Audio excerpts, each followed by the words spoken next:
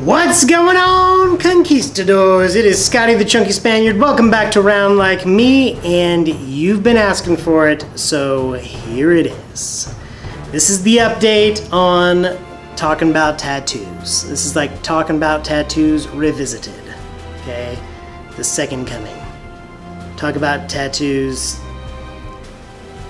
part, I don't know, 5, 4, 3, 2, 1.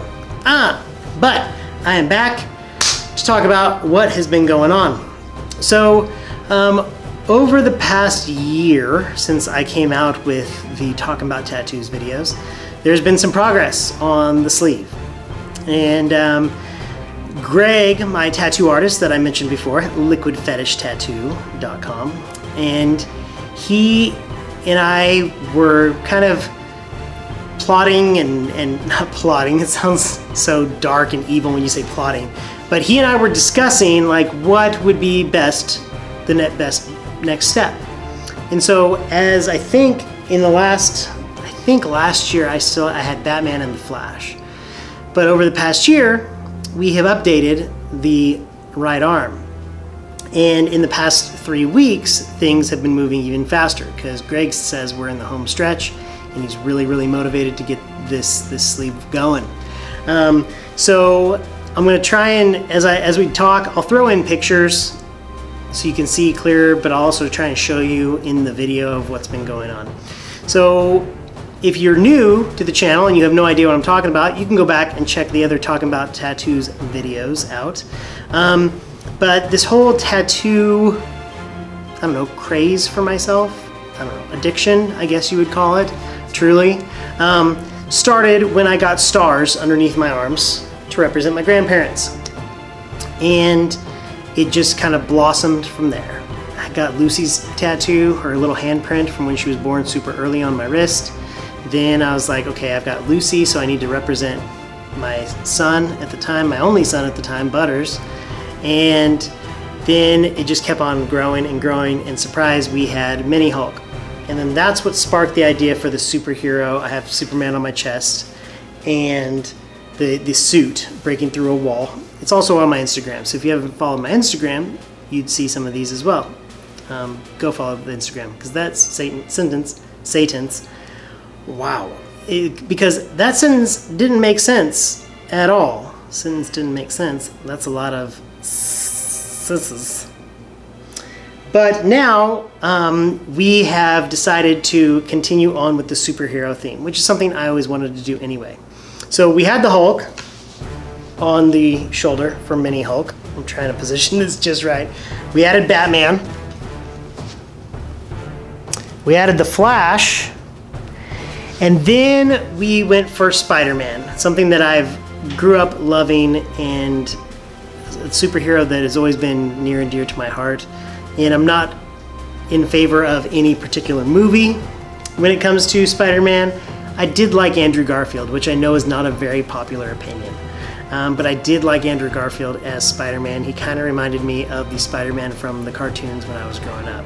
That little smart mouth, you know, geeky kid. And so got Spider-Man on the... So I got Spider-Man on the forearm. The Spider-Man, the traditional Spider-Man suit with the Andrew Garfield web shooter. So I think you can see the Spider-Man right there. Little blue of the suit, the lines, the web shooter, pretty cool, right? And I've always wanted something to represent kind of the good and the light and the dark that is within all of us. And originally I had wanted a tree on my side, that one side of the tree was like lush and fruitful and the other side of the tree was kind of dark and rotting and just kind of, you know, just kind of this creepy scene. But then I had a friend that got a tattoo on their side and said it hurt so much. And I was like, yeah, I kind of don't want to do that because the chest hurt enough on the sternum and the collarbone that I had fractured before. So we had talked about what, because this is a collaboration. Greg and I are always scheming as we talk about these ideas. And we have this set time that we're supposed to meet, this appointment time, And we usually don't even get to work till about an hour or two afterwards because we're just throwing out so many ideas and talking about how we can morph this into that and try this and try that. And so we settled on the idea of having the black Spider-Man suit, you know, the Venom-esque suit from the third Spider-Man and the comic books. So there is the black Spider-Man suit, and you can see the texture. The cool part is that Greg, when you turn it, you can see the shading of the whole thing, and it's insane. It's just so crazy to me that he made that look so good. We also wanted to give a little nod and shout out to comic books, to traditional comic books. So we wanted some of those pop arts like pow, bam, stuff like that. And that's what we started working on 2 weeks ago. And so they're healing, so you can actually see the healing process. They're flaking. Tattoos heal almost like a sunburn if you do it right. And they scab over and then they start to peel and flake. But on the wrist, I got the traditional Spider-Man thwip right there. And that is healing up nicely. And then as a little homage to Adam West and the old school Batman, right next to Batman, we got Kapow. And I'll throw in some pictures of that. And that's peeling real bad right now. But we got the Kapow. So that leads us to this past weekend. And we had talked about several ideas for this open spot in between the Spider-Man, the Batman, and on the back side of the forearm.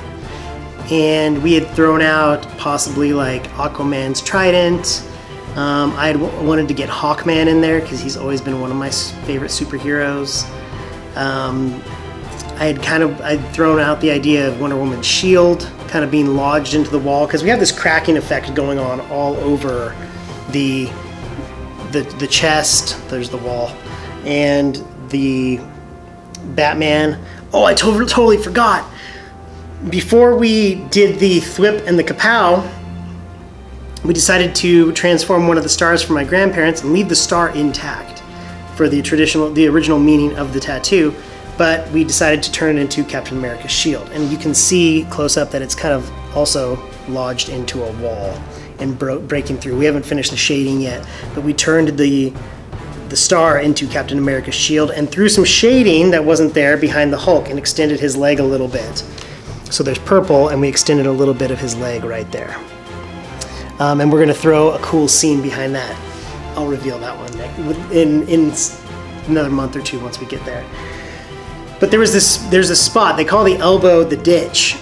And there was this huge open spot right there, and we could not figure out what it was. And Greg had mentioned something about kind of having some sort of lightning going through.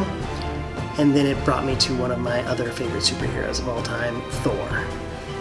And I was like, what if we threw Thor's hammer in and had kind of like the hammer having busted through, and the Bifrost is in the background, that rainbow bridge, and the Bifrost is in the background, and we had the hammer flying in, and that would create the lightning that would tie the entire arm together and cause the cracking and everything else. And he was like, I don't know, we'll see. Let's talk about it when you come in. So we talked about it. We talked about all these other ideas. And he was like, okay, that's actually a really good idea, and I think that that's going to work. So this past Saturday, got the Bifrost, and he did his own take on the Bifrost as far as like the rays of the Bifrost breaking through after the hammer had come through the arm, and then the hammer in the ditch or the inside of the elbow. So here's the Bifrost and how it's busting through the arm, and you can see the handle of the hammer, and he did such an amazing job. Greg is usually does just portraits in black and white and gray, and for me he always does color because he says it works really well on my skin. I just have really good skin for that. But then he threw in what might be now my new favorite, which is the Thor's hammer coming through on the Bifrost right there, you can see. And the lightning and everything else coming off the hammer. It just blows me away. It blows me away that he could create that and take my vision and also use his artistic freedom to interpret what that is. So that's where we are right now. There's still a long way to go as far as shading and what's going to go behind the Hulk. That's going to be super exciting. I'm super stoked about that, and how the arm is totally finished. I will update you guys and show you what's going on as soon as that is all finished. But that's the update on the tattoos. So right near the end of this video, the memory card was full on my video camera, which is a crazy good problem to have because it took me an entire year. Obviously I didn't film as much as I have been recently to fill up my first memory card. I just filled up my second memory card in the past few months. So that's great. It's so awesome.